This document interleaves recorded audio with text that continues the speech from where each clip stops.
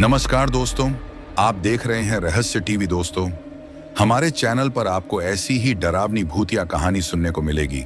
अगर आपको हमारी कहानियां पसंद आ रही हैं तो आप हमें सब्सक्राइब जरूर करें।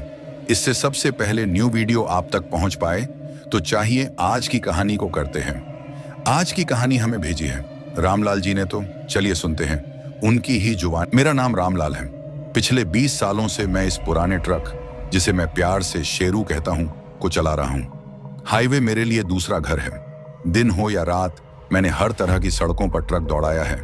कभी बारिश में, कभी कोहरे में, कभी तपती धूप में।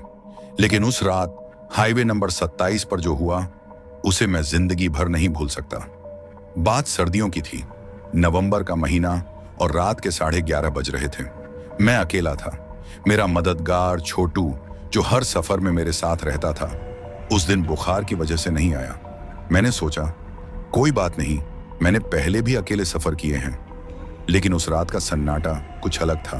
हाईवे के दोनों तरफ घना जंगल था और ऊपर आसमान में चांद का नामो निशान नहीं। कोहरा धीरे धीरे सड़क पर छाने लगा था और मेरे शेरू की हेडलाइट्स कोहरे को चीरते हुए मुश्किल से कुछ फीट आगे तक रोशनी दे रही थी। मैंने रेडियो ऑन किया, सोचा थोड़ा गाना सुन लूं, लेकिन बस खरखराहट की आवाज आई। हरामी, आज ही खराब होना था। मैंने बड़बड़ाते हुए रेडियो बंद कर दिया, सिगरेट सुलगाई और खिड़की से बाहर देखा। जंगल की आवाजें, पत्तों की सरसराहट, कहीं दूर किसी जानवर की चीख मेरे कानों में गूंज रही थी। मुझे अजीब सा एहसास हुआ, जैसे कोई मुझे देख रहा हो। लेकिन मैंने खुद को समझाया, रामलाल, तू थक गया है, ज्यादा मत सोच। तभी हेडलाइट की रोशनी में कुछ दिखा। सड़क के बीचों बीच एक औरत खड़ी थी, सफेद साड़ी, लंबे काले बाल जो हवा में लहरा रहे थे। मैंने झट से ब्रेक मारा। शेरू चरमराता हुआ रुका और मेरा दिल जोर जोर से धड़कने लगा। ये यहां क्या कर रही है, मैंने सोचा, इतनी रात को इस सुनसान हाईवे पर। मैंने खिड़की से बाहर झांका और आवाज लगाई, ए सुनो, इतनी रात को यहां क्या कर रही हो? कोई मदद चाहिए? वह औरत धीरे धीरे मेरी ओर बढ़ी। कोहरे की वजह से उसका चेहरा साफ नहीं दिख रहा था, लेकिन उसकी आंखें, उनमें एक अजीब सी चमक थी, जैसे कोई ठंडी आग जल रही हो। उसने धीमी, बर्फ जैसी ठंडी आवाज में कहा, मुझे बस थोड़ा आगे जाना है, क्या आप मुझे लिफ्ट दे सकते हैं? मेरा मन किसी अनजान औरत को ट्रक में बिठाने को तैयार नहीं था। इस हाईवे पर मैंने कई कहानियां सुनी थी, लूटपाट, चोर, डाकू और न जाने क्या क्या। लेकिन उसकी आवाज में कुछ था, जैसे कोई जादू, जो मुझे मना करने नहीं दे रहा था। ठीक है, बैठ जाओ, मैंने कहा और ट्रक का दरवाजा खोल दिया। वह चुपचाप ट्रक में चढ़ी और सामने की सीट पर बैठ गई। उसकी साड़ी गीली थी, जैसे वह बारिश में भीग गई हो, लेकिन बाहर तो बारिश का नामो निशान नहीं था। मैंने उसकी ओर देखा। उसका चेहरा पीला था और होंठों पर एक हल्की सी मुस्कान थी, जो मुझे बेचैन कर रही थी। कहाँ जाना है, मैंने पूछा, ट्रक को फिर से स्टार्ट करते हुए। बस थोड़ा आगे, गांव के पास, उसने जवाब दिया। उसकी आवाज में कोई उत्साह नहीं था और उसने कोई खास जगह नहीं बताई। मैंने कंधे उचकाए और ट्रक को आगे बढ़ाया। ट्रक में सन्नाटा था, न रेडियो की आवाज, न हाईवे की, बस मेरे शेरू के इंजन की भारी भरकम आवाज और टायरों की रगड़। वह औरत चुपचाप बैठी थी, सामने की ओर देख रही थी। उसने एक बार भी मेरी ओर नहीं देखा। मैंने उसकी साड़ी की ओर नजर डाली। वह पूरी तरह गीली थी और सीट पर पानी की बूंदें टपक रही थीं। तुम्हारी साड़ी गीली क्यों है? मैंने हिम्मत जुटाकर पूछा। उसने मेरी ओर देखा। उसकी मुस्कान अब और चौड़ी हो गई थी, लेकिन उसमें कोई गर्मजोशी नहीं थी। बारिश में भीग गई थी, उसने कहा। उसकी आवाज इतनी ठंडी थी कि मेरे रोंगटे खड़े हो गए। लेकिन बाहर तो बारिश नहीं हुई, मैंने बड़बड़ाते हुए कहा। मैंने ट्रक की स्पीड बढ़ा दी। मुझे बस उसे जल्दी से गांव तक छोड़कर इस अजीब मुलाकात को खत्म करना था।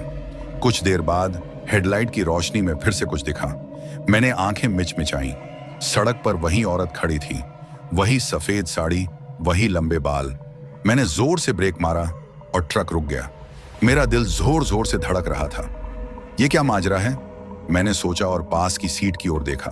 सीट खाली थी, वह औरत गायब थी। मेरी सांसें तेज हो गईं। मैंने इधर उधर देखा। ट्रक की सीटों के नीचे, पीछे की तरफ कहीं कोई नहीं था। मेरे माथे पर पसीना छलछला आया। ये क्या था? मैंने खुद से पूछा। मैंने ट्रक से उतरकर बाहर देखा। कोहरा और गहरा हो गया था और जंगल की आवाजें अब और तेज लग रही थीं। मैंने अपनी जेब से मां का दिया हुआ ताबीज निकाला और उसे कसकर पकड़ लिया। रामलाल, तू पागल हो रहा है, मैंने खुद को समझाया। लंबा सफर, थकान और अकेलापन, ये सब तेरा दिमाग खराब कर रहा है। लेकिन मेरे दिल को यकीन नहीं हो रहा था। मैं वापस ट्रक में चढ़ा, दरवाजा बंद किया और स्टीयरिंग व्हील को कसकर पकड़ लिया। मैंने ट्रक को फिर से स्टार्ट किया और तेजी से आगे बढ़ा। मेरा गंतव्य एक छोटा सा कस्बा था जहां मुझे माल उतारना था। बस वही मंजिल मेरे दिमाग में थी। लेकिन कोहरा इतना घना हो गया था कि हेडलाइट्स अब केवल कुछ फीट की दूरी तक ही रोशनी दे रही थी। मैंने सिगरेट छोड़ दी और दोनों हाथों से स्टीयरिंग को पकड़ लिया। तभी फिर से वही औरत दिखी। इस बार वह सड़क के किनारे चल रही थी, सिर नीचे, जैसे कोई भारी बोझ ढो रही हो। मैंने ट्रक धीमा किया और खिड़की से बाहर झांका। ए, सुनो, मैंने चिल्लाकर कहा। तुम यहां क्या कर रही हो? वह रुकी और सिर उठाया। उसका चेहरा अब और साफ दिख रहा था। उसकी आंखें पूरी तरह काली थीं, जैसे उनमें कोई पुतली ही ना हो। उसने वहीं ठंडी मुस्कान दी और कहा, मुझे बस थोड़ा और आगे जाना है। मेरा शरीर ठंडा पड़ गया। मैंने ट्रक की स्पीड बढ़ाई और उसे पीछे छोड़ दिया। लेकिन कुछ ही मिनट बाद वह फिर से सड़क पर दिखी, इस बार ट्रक के ठीक सामने। मैंने चीखते हुए ब्रेक मारा, लेकिन ट्रक उससे टकरा गया। कोई आवाज नहीं हुई, कोई धक्का नहीं लगा। मैंने डरते डरते बाहर झांका। सड़क खाली थी, कोई औरत नहीं थी। मेरा दिल अब और जोर से धड़क रहा था। यह कोई भूत प्रेत है, मैंने सोचा। मैंने ताबीज को कसकर पकड़ा और भगवान का नाम लेना शुरू किया। हे हनुमान, मुझे बचा ले। मैंने ट्रक को तेजी से भगाया। मुझे अब बस कस्बे तक पहुंचना था, लेकिन रास्ते में एक ढाबा दिखा। मैंने सोचा, थोड़ा रुक कर चाय पी लूं, शायद दिमाग थोड़ा शांत हो। मैंने ट्रक को ढाबे के पास रोका और उतर गया। ढाबा छोटा सा था और उसमें केवल एक बूढ़ा आदमी बैठा चाय बना रहा था। बाबा, एक चाय देना, मैंने कहा और एक बेंच पर बैठ गया। बूढ़े ने मेरी ओर देखा। उसकी आंखों में एक अजीब सी गहराई थी। इतनी रात को इस हाईवे पर अकेले घूम रहे हो? हिम्मत की बात है, उसने कहा। मैंने हंसने की कोशिश की, लेकिन मेरे चेहरे का रंग उड़ा हुआ था। क्यों बाबा, कुछ गड़बड़ है क्या? बूढ़े ने चाय का गिलास मेरे सामने रखा और धीमी आवाज में कहा, इस हाईवे पर एक औरत भटकती है। लोग कहते हैं वह एक छलावा है।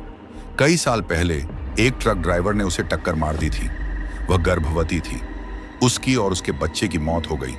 तब से वह इस सड़क पर भटकती है। उन ड्राइवरों को परेशान करती है जो रात को यहां से गुजरते हैं। मेरी सांस रुक गई। मैंने उस औरत की काली आंखें और ठंडी मुस्कान याद की।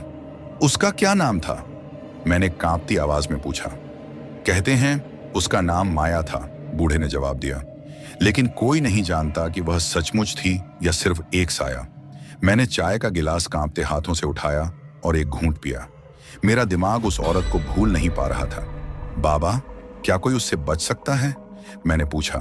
बूढ़े ने मेरी ओर देखा और कहा, अगर तेरा दिल साफ है और तू भगवान को याद रखे तो शायद, लेकिन अगर उसने तुझे चुन लिया तो। उसने अपनी बात अधूरी छोड़ दी। मैंने चाय खत्म की, बूढ़े को पैसे दिए और ट्रक की ओर बढ़ा। मैंने सोचा अब बिना रुके कस्बे तक जाऊंगा। लेकिन जैसे ही मैं ट्रक में चढ़ा, मुझे लगा कि कोई मेरी सीट के पास खड़ा है। मैंने पीछे मुड़कर देखा, वह औरत फिर से वहां थी। इस बार उसका चेहरा और भयानक था। उसकी आंखों से खून की बूंदें टपक रही थीं। उसने मेरी ओर देखा और कहा, तुमने मुझे मारा था। मैं चीख पड़ा और ट्रक से बाहर कूदने की कोशिश की, लेकिन दरवाजा नहीं खुला। मैंने खिड़की से बाहर कूदने की कोशिश की, लेकिन वह भी जाम हो गई थी। मैंने ताबीज को कसकर पकड़ा और हनुमान चालीसा पढ़ना शुरू किया, लेकिन मेरी आवाज कांप रही थी। तभी ट्रक अपने आप चलने लगा। मैंने स्टीयरिंग व्हील को पकड़ने की कोशिश की, लेकिन वह मेरे हाथों से फिसल रहा था। ट्रक तेजी से जंगल की ओर बढ़ा और फिर एक गहरी खाई में गिर गया। मुझे कुछ याद नहीं। जब मेरी आंख खुली, मैं जंगल में था।